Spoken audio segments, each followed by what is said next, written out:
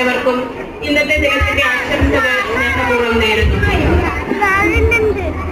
ഇന്ന് ഈ എല്ലാം നഴ്സറിയെ സംബന്ധിച്ചിടത്തോളം ഒരു വലിയ ആഹ്ലാദത്തിന്റെ ആനന്ദത്തിന്റെ സുദിനമാണ്.